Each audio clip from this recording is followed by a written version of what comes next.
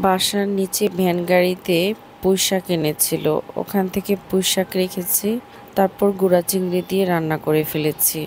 আর এখানে কিছু ডাঁটা শাক আছে, এই ডাঁটা শাক দিয়ে শুটকি রান্না হবে। এই তো এখানে ডাঁটা শাক, ডাঁটা, আলু, ছোট ছোট আলু, এগুলা ছিলকা সহই খাওয়া হয় সাধারণত আমাদের।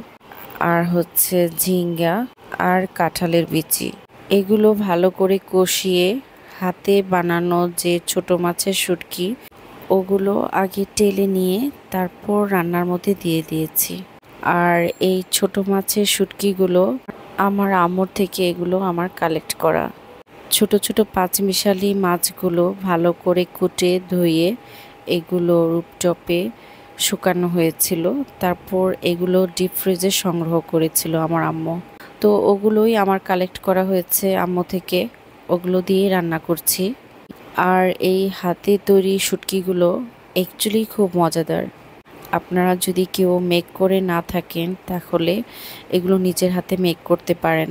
বাজার থেকে তাজা ছোট মাছ এনে এগুলো ভালো করে ধুয়ে কেটে সানলাইটে শুকিয়ে নিলেই ব্যাস তৈরি হয়ে গেল ছোট ছোট মাছের তাজা শুটকি। আর এগুলো শুকিয়ে নিয়ে আমার আম্মুর মতো করে ডিপ ফ্রিজে কালেক্ট করতে পারেন। এয়ারটাইট কোনো বক্স অথবা এয়ারটাইট কোনো বয়ামে এটা ডিপ ফ্রিজে রেখে দিলে অনেক দিন পর্যন্ত ভালো থাকে। তো এই ধরনের ছোট মাছের শুটকি যাদের পছন্দ তারা এভাবে মেক করে ফ্রিজার করে রাখতে পারেন। ফরমালিন মুক্ত আর পেস্টিসাইড মুক্ত ছোট মাছের শুটকি, আর এই ধরনের ডিশ তৈরি করতে পারেন। এটা খুবই মজাদার আর খুবই ইয়াম্মি। আর যারা শুটকি লাভার তাদের তো কোনো কথাই নেই, তাদের কাছে তো এটা খুবই ভালো লাগার কথা।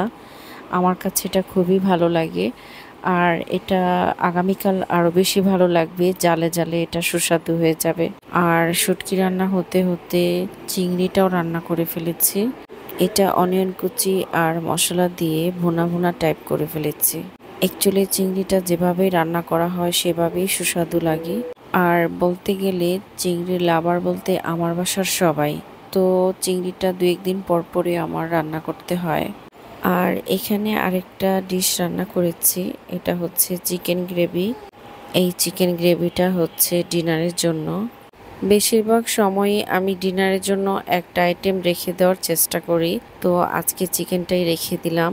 আর এই ডালটা বসিয়ে দিয়েছি, এটা রান্না হচ্ছে, এখনো ডালটা কুক হয়নি ঠিক মতো। তো এই হচ্ছে আজকে সারাদিনের আমার কিছু কুকিং ব্লগ।